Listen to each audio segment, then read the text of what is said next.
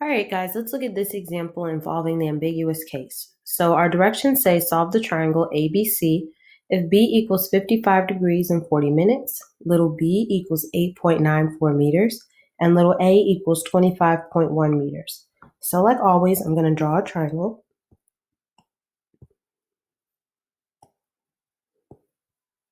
Okay, uppercase letters remember go for angles, and lowercase letters go for the sides. And I'm going to go ahead and fill in what I already know. So B is 55 degrees, 40 minutes. Little b is 8.94 meters.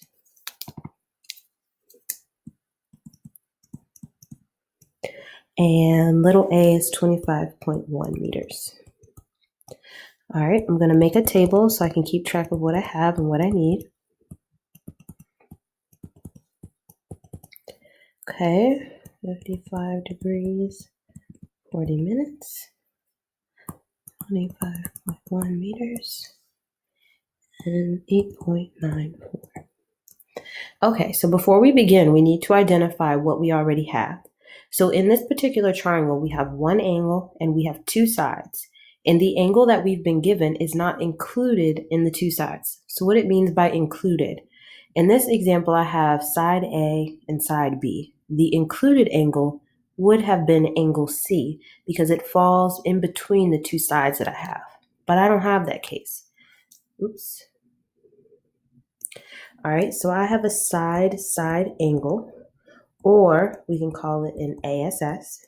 So remember, anytime we see this, a side-side angle, that means we have the ambiguous case, okay? So the ambiguous case means we need to check to see if we have no triangle, one triangle, or two triangles, okay? So anytime you have that, make sure you're on high alert that that's what we're gonna have to do, okay? Now, the second thing I know is that I can use the law of sines because I've been given a combination.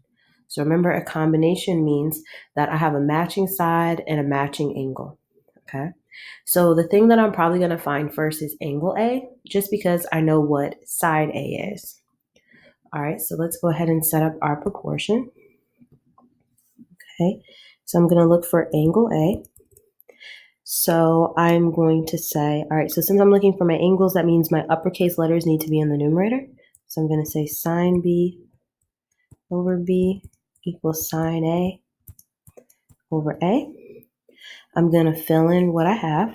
So that's going to be sine 55 degrees, 40 minutes over 8.94 equals sine A over 8.94. Okay, I'm going to cross multiply.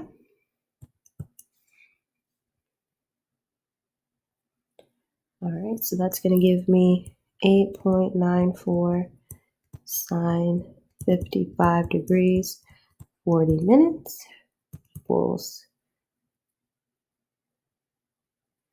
let's see, I wrote something in here twice. Oops, this should be 25.1. Sorry. All right, 25.1.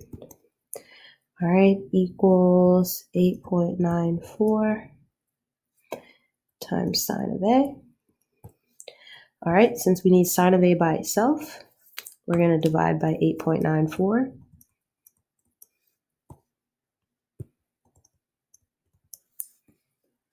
All right, so that means sine A is going to equal 25.1 sine 55 degrees, 40 minutes over 8.94. Okay, so I'm going to go ahead and plug that into the calculator. Okay, when I do that, I get this value. Okay, now what that value tells me, okay, based on what that value is, remember you have three cases. Either the sine of your angle is going to be greater than 1, the sine of your angle is going to be equal to 1, or the sine of your angle is going to be less than 1. Remember, if you're greater than 1, that means you have no triangle, okay? If it's equal to 1, that means you have a triangle, and it's a right triangle, okay? And if that sign value is less than 1, it means that you automatically have one triangle, or you could have two triangles, okay? So of these three scenarios, okay, we fall in case 1 now, because our value that we just got is greater than 1. So that lets us know we're going to have no triangle. This is not possible, okay? All right, so when they tell us to answer this problem, and we get here, once we identified that this value ended up being 2.318, okay, this value is greater than 1, we can tell our reader, or whoever is doing the problem, okay, that we have no triangle. Okay, so that's our answer. Anytime you get a value for sign that's greater than 1, no triangle. Cool.